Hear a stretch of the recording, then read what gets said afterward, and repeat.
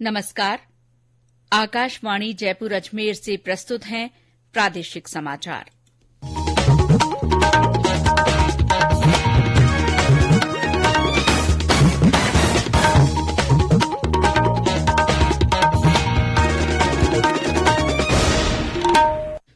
मुख्य समाचार। राष्ट्रीय महिला आयोग की अध्यक्ष ने कहा, राजस्थान में बालिकाओं और महिलाओं की खरीद फरोख्त मामले की रिपोर्ट गृह मंत्रालय को सौंपी जाएगी। आयोग की टीम ने भीलवाड़ा के पंडेर गांव का दौरा किया। प्रधानमंत्री नरेंद्र मोदी कल वडोदरा में वायुसेना के लिए C-295 MV परिवहन विमान विनिर्माण परियोजना की आधारशिला रखेंगे। प्रधानमंत्री कल सुबह 11 बजे आकाशवाणी के मन की बात कार्यक्रम में अपने विचार साझा करेंगे।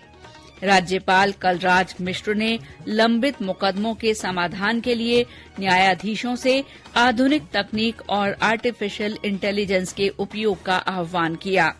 और बूंदी के हिंडौली क्षेत्र में राष्ट्रीय राजमार्ग 52 पर हुए हादसे में एक ही परिवार के 4 लोगों की मौत।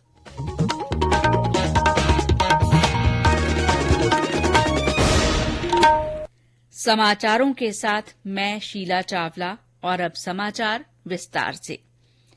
राष्ट्रीय महिला आयोग की अध्यक्ष रेखा शर्मा ने कहा है कि राजस्थान में बालिकाओं और महिलाओं की खरीद फरोख्त के मामले में आयोग केंद्रीय गृह मंत्रालय को विस्तृत रिपोर्ट सौंपेगा। श्रीमती शर्मा आज सवाई माधोपुर के दौरे पर थीं।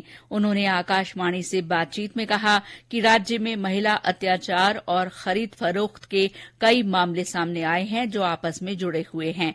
उन्होंने कहा कि आयोग की टीम ने आज भीलवाड़ा के गांवों का दौरा किया है।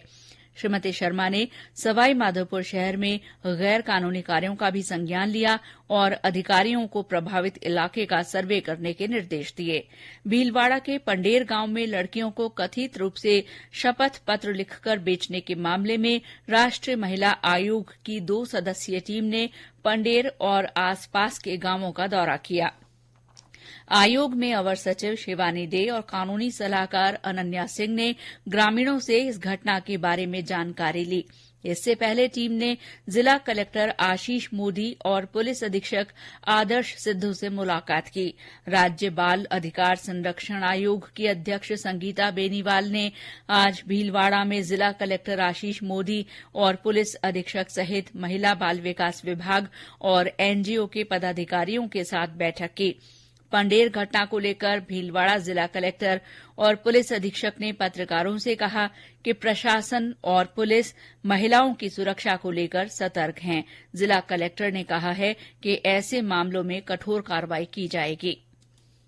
7 बच्चियां थी, उनमें से 5 बच्चियां रिहैबिलिटेट हो चुकी हैं और चूंकि 2 बच्चियां ऐसी हैं जिनको अपने बायोलॉजिकल पेरेंट्स के बारे में नहीं पता है और उनके घर बार के बारे में कोई पुख्ता इन्फॉर्मेशन नहीं प्राप्त हो सकी है, इसलिए CWC के आदेशानुसार उनमें से एक बच्ची जो वयस्क हो चुकी है नारी निकेतन अजमेर में आवासरत है और दूसरी बच्ची बालिका गृह में आवासरत है और राजकीय स्कूल में पढ़ाई भी कर रही है। हम नियमित रूप से प्रयासरत हैं जिले के सभी क्षेत्रों में अगर कोई भी ऐसी घटना रिपोर्ट होती है या कोई भी ऐसी सूचना आती है तो उस पर पुलिस एवं प्रशासन के द्वारा त्वरित रूप से कार्रवाई की जाती है।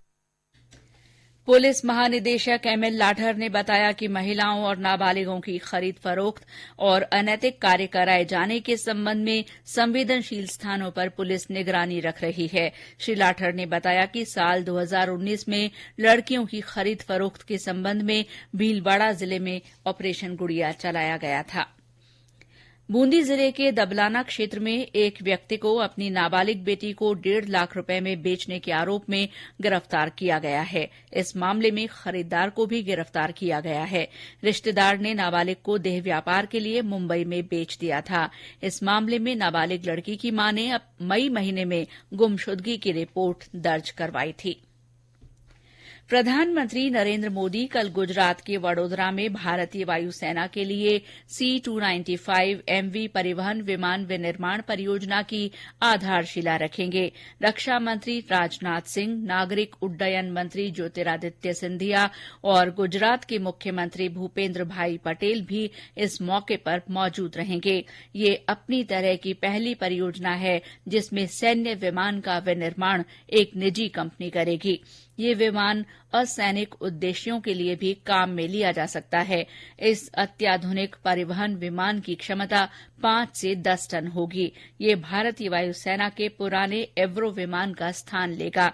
रक्षा सचिव डॉ अजय कुमार ने बताया कि पहले 16 विमान सितंबर 2023 से अगस्त 2025 के बीच मिल जाएंगे।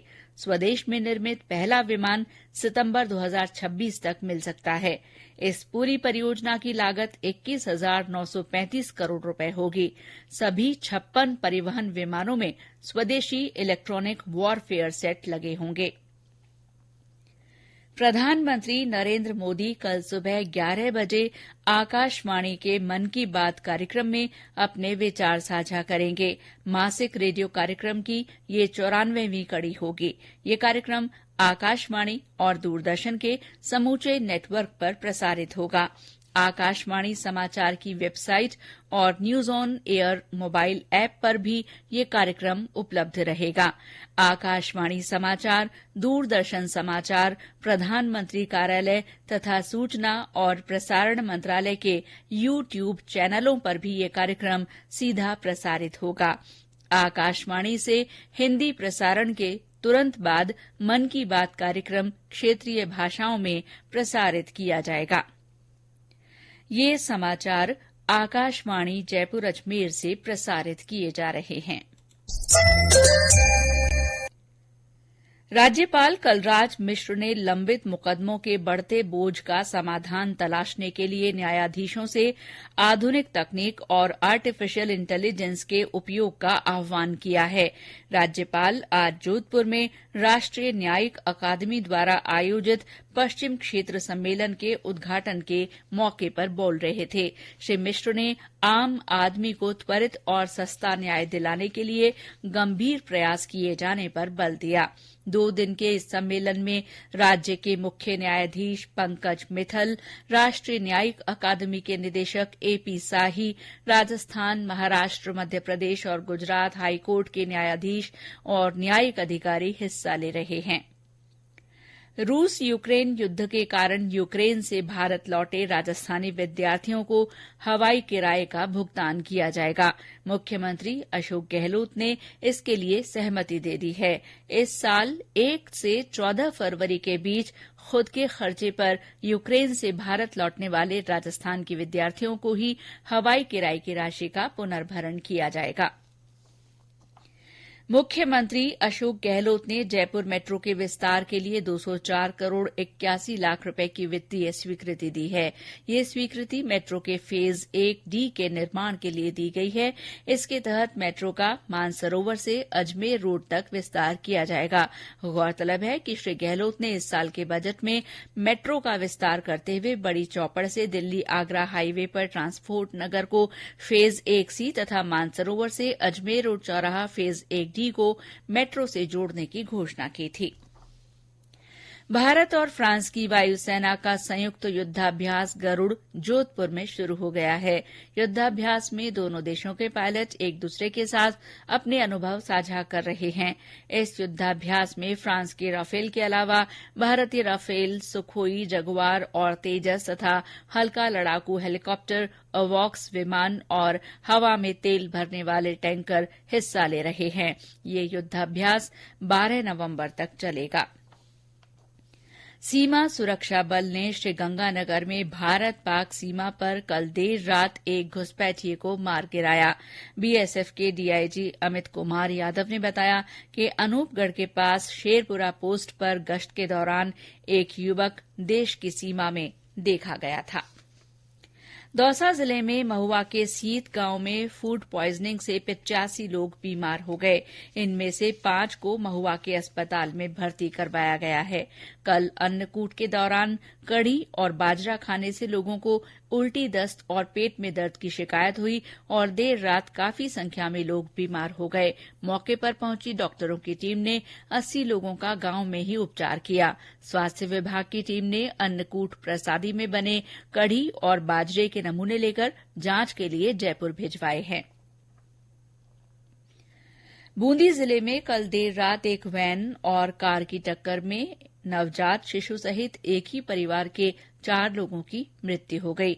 यह हादसा राष्ट्रीय राजमार्ग 52 पर हिंडौली क्षेत्र के एटुंदा मोड़ के पास हुआ। वैन में सवार लोग जहाजपुर क्षेत्र के चांदादंड गांव के निवासी थे। एक घायल का कोटा के अस्पताल में इलाज चल रहा है। राष्ट्रीय राजमार्ग 52 पर एटुंदा रोड पर पिछले कई सालों से स्थानीय ग्रामीण हाईवे पर कट देने की मांग कर रहे हैं। नाथद्वारा में विश्व की सबसे ऊंची शिव प्रतिमा स्थापित की गई है। संत मोरारी बापू ने आज इसका लोकार्पण किया।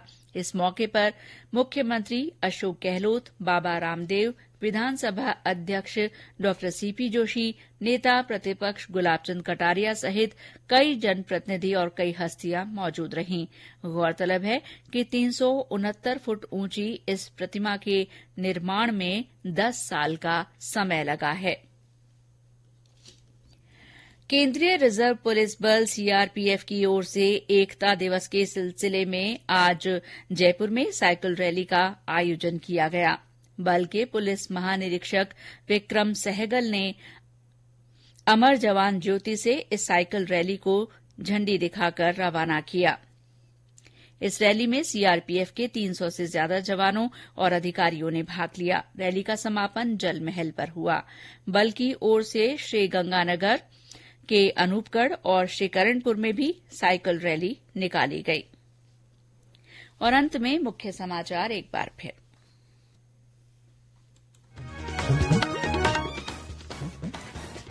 राष्ट्रीय महिला आयोग की अध्यक्ष ने कहा है कि राजस्थान में बालिकाओं और महिलाओं की खरीद फरोख्त मामले की रिपोर्ट गृह मंत्रालय को सौंपी जाएगी। आयोग की टीम ने भीलवाड़ा के पंडेर गांव का दौरा किया। प्रधानमंत्री नरेंद्र मोदी कल वडोदरा में वायुसेना के लिए C-295 MV परिवहन विमान विनिर्माण परियोजना की आधारशिला रखेंगे। प्रधानमंत्री कल सुबह 11 बजे आकाशवाणी के मन की बात कार्यक्रम में अपने विचार साझा करेंगे। राज्यपाल कलराज मिश्र ने लंबित मुकदमों के समाधान के लिए न्यायाधीशों से आधुनिक तकनीक और आर्टिफिशियल इंटेलिजेंस के उपयोग का आह्वान किया है। और बूंदी जिले के हिंडौली क्षेत्र में राष्ट्रीय राजमार्ग 52 पर सड़क दुर्घटना में एक ही परिवार के 4 लोगों की मृत्यु हो गई। इसके साथ ही प्रादेशिक समाचार बुलेटिन समाप्त हुआ। नमस्कार।